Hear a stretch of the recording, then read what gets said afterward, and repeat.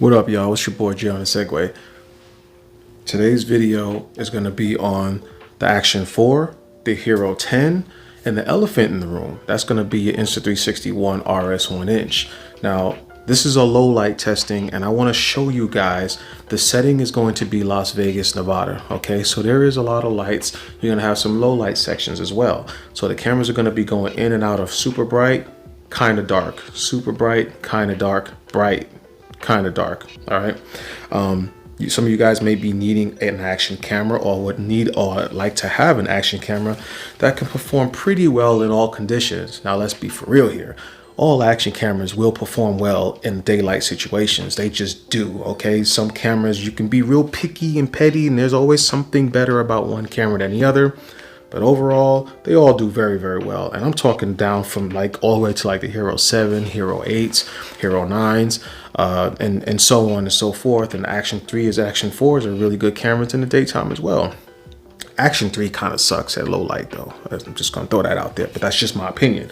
But I wanna show you guys the cameras in the video that I just mentioned, how they perform in low light. I'm gonna have telemetry data on some of the cameras. Okay, I've used the remotes. The GoPro doesn't need a remote. You turn GPS on in the settings, you get your telemetry data from that.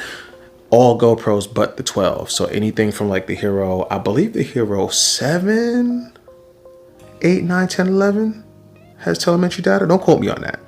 But definitely the Hero 8, 9, 10, and 11, definitely I know 100% for sure has telemetry data. You just have to make sure that the GPS is turned on when you go outside. Once you turn the camera on, after you get the GPS turned on, take the camera outside and let it sit in clear sight of the sky so it can find satellites for at least 45 seconds. 45 seconds to a minute should be long enough for it to find satellites. And then you can turn it off and then use the quick capture feature. And when you use the quick capture feature after that, once it finds the GPS satellites, it'll always kind of like keep them, it'll kind of keep the satellites, but like in a ghost mode when you turn it off. The DJI Action 3, there is no telemetry data for it, even though it's not in this video. I figure I'd mention it to you guys because somebody might be wondering, hey, how about the Hero, the Action 3 can I get telemetry data for it? No. The GPS remote does not work with the Action 3 as of the time that I made this video, okay? I believe DJI can make an update that will allow the Action 3 to find the GPS remote when you turn them both on and then pair them up. But right now, no, they even have a hard time even keeping them supplied as far as the remotes go right now from what I've been hearing. The Action 4, obviously, yes, it connects to the GPS remote, and that's what I was using in this video to get the telemetry data for the DJI camera. The Insta360 RS 1-inch, they do also have a remote. That GPS remote is what you use to get the telemetry data for those cameras. And that is going to work for the X2, the X3, the RS 1-inch, and I think the RS1, okay?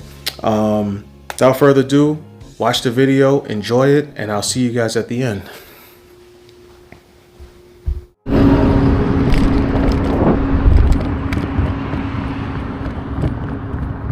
Hero 10 versus the Action 4. We got some pretty bright lights up in front of us. I have the city light from Outbound Lighting.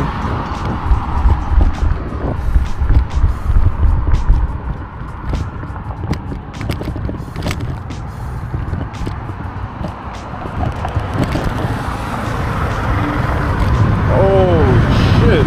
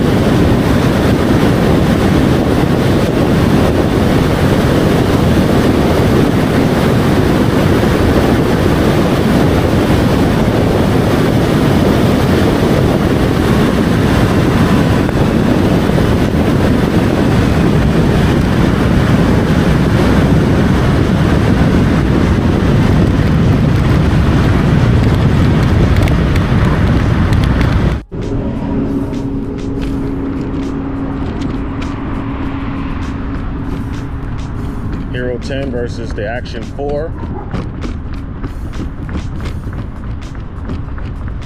We got some pretty bright lights up in front of us. I have the city light from Outbound Lighting.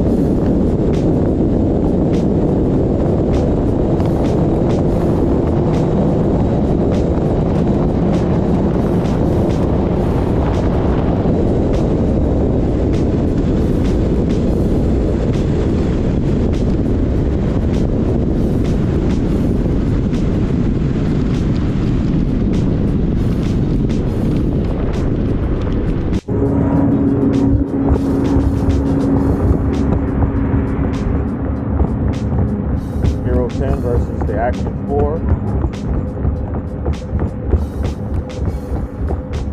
We got some pretty bright lights up in front of us. I have the city light from Outbound Lighting.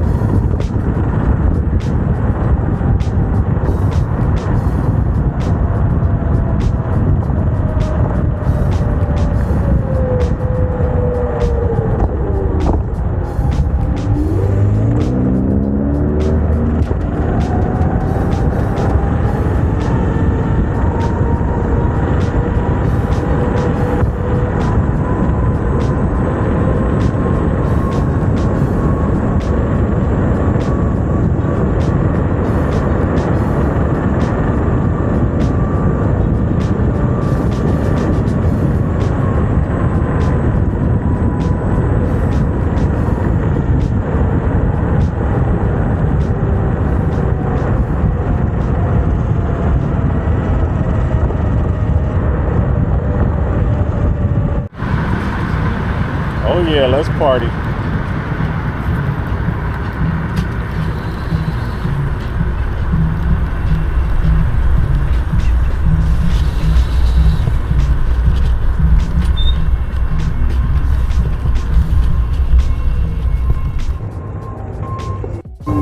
So where's the party at? Nice rig, man. Huh? I am the party. Nice. How you doing, man? I'm all right, man. I'm just riding and recording, you know. I saw you. I was like, is that a motorcycle or is that an actual bike? And then I got closer. I was like, ah, okay. And he got the tunes. That's electric, right? Yeah, it's got one of those. How far can you go usually before you run out of juice? About 30 miles. That's super cool. Look like you need a little air in your tires. I don't know when the last time you checked them, and I didn't happen not to bring my pump with me, but yeah, they're not low, but I figure they'd be less rolling resistance for more air. So, have a good night though, man.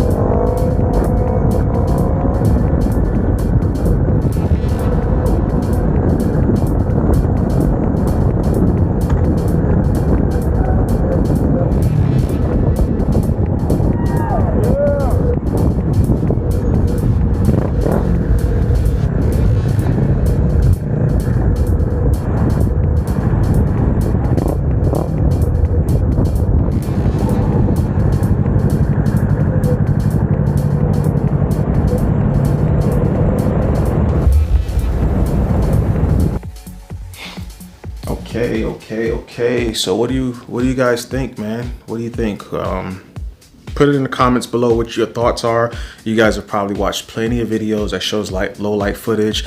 I wanted to show you it from a vehicle's perspective because with the electric scooter, for example, the suspension isn't as refined as like the stabilization, right? So like when you're riding an electric scooter, for example, it bounces and shakes a whole lot, right? If it was around your neck and your body, your core works as a gimbal for the camera. So you don't get as much shaking, even though you're riding an electric scooter. If you have it around your neck, I'm talking about the camera around your neck, for example, and not mounted to the actual handlebars of the bike or the electric scooter, or whatever you're riding. If you have it around your neck, your body acts as a gimbal. That stabilizes the video a lot more. With these action cameras, if you have image stabilization on, they're gonna get like blurry in some certain scenarios. If you're looking at the light really hard, they may get like, you might see like a little blur and shake going on, you know, from the vibrations. Is that really a big deal? Like, what kind of videos do you plan on making where that's such a big deal? I'm pretty sure people will still watch the videos and they're not gonna trip over that. As long as the audio is good, guys, audio is the most important thing according to YouTube statistics, surveys.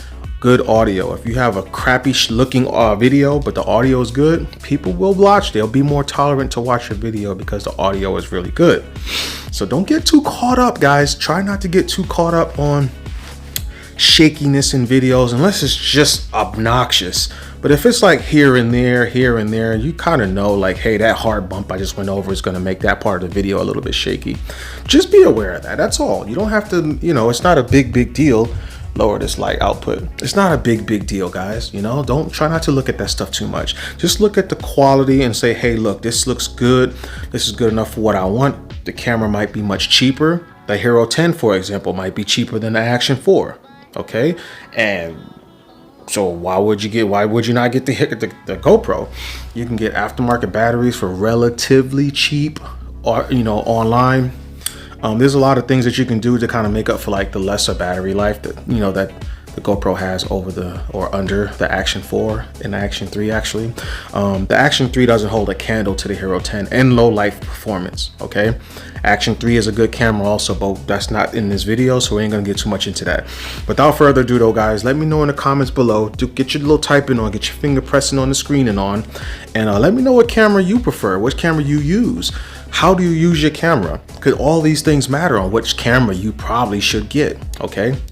GoPros are known to be more professional type camera, but DJI has caught up. You know, they're giving you really good features and good options. GoPros, you know, some of you guys probably didn't know. Did you know that you can actually set a schedule on your GoPro in the settings? You can go and set a time and date for your GoPro to turn on and record, and I think you can put the duration on how long you want it to record. So let's say you have your GoPro set up somewhere in your house, say in your bathroom or something like that. No, that was a real creepy scenario I was about to give you guys. Just think of any scenario where having your camera turn on ever so often. Let's say you have a pet at home and you don't want your GoPro to just be running all the time, but you kind of want to see what your pet be doing in the house without strapping a harness, because they do have a GoPro harness for your dogs, for example. You can probably get it on your cat. You don't want to do that to your animal, but you want to have your camera set up, kind of see what your animal does. You can set scheduled times on when your GoPro is going to fire up, record for however long you want it to, and turn off, okay? You can do that for night lapse recording. Let's say you have your GoPro outside facing the sky. It's supposed to be a full moon. You got to go to sleep because you got to work in the morning. So you go on ahead and plug your GoPro up to a power source. Set the timer on for the GoPro. Set the time and the date that you want it to fire up, and make sure you have it positioned where you need to have it positioned, and it'll do it overnight for you. You ain't got to worry about being up for that. Then when you wake up in the morning, you can review your footage. Just make sure you have a memory card big enough to record that type of stuff. All right, but that's it, man. That's all I got. Jay on the Segway. Hope you guys enjoyed the video. Next video is going to be the Action 3, DJI Action 3 and the DJI Action 4 low light footage, so you guys can see the difference. All right, Jay on the Segway. Thanks for watching. Peace.